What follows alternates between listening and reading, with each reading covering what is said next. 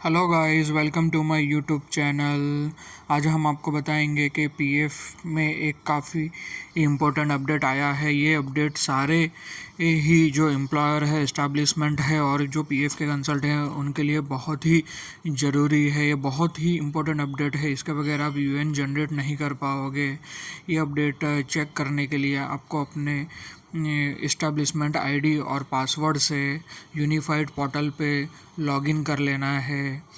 जैसे ही आप login sign in पे क्लिक करेंगे, आप मेंबर होम पोर्टल पे आ जाएंगे। जैसे ही आप मेंबर होम पोर्टल पे आएंगे, वहाँ पे आपको और लेटेस्ट न्यूज़ वाले में व्हाट्स न्यू वाले सेक्शन में दो इम्पोर्टेंट अपडेट दिखाई देंगे। उसमें जो पहला अपडेट है, dear employer kindly note active signatory is mandatory for UAN generation and linking. ये बहुत ही इंपॉर्टेंट अपडेट है।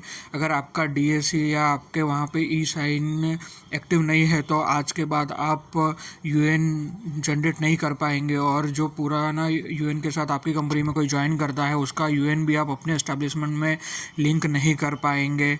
तो ये सभी के लिए बहुत ही इम्पोर्टेंट अपडेट है। अगर आपका डीएससी या ई साइन या कोई एक्टिव सिग्नेटरी अपडेट नहीं है तो जल्द से जल्द अपडेट करवाइए, क्योंकि इसके बगैर आप आज के बाद यूएन जनरेट नहीं कर पाएंगे या कोई भी पुराना यूएन आपके एस्टेब्लिश में लिंक नहीं कर पाएंगे। हम एक लाइव डेमो करके देखते हैं कि क्या एरर आ रहा है ये कोई भी यूएन जनरेट करने में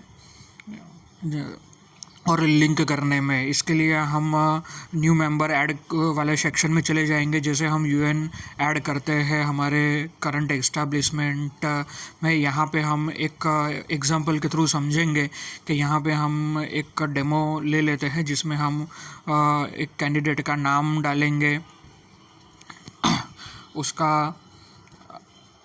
आधार नंबर, यूएन नंबर और डेट ऑफ बर्थ डाल के हम वेरीफाई करेंगे।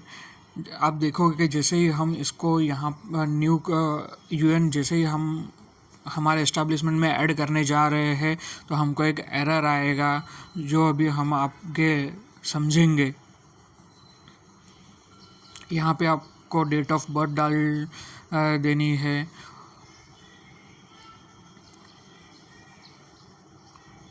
और इसमें आपको यूएन नंबर डाल देना है। ये आप सेम प्रोसेस है जैसे हम कोई भी प्रीवियस कैंडिडेट का यूएन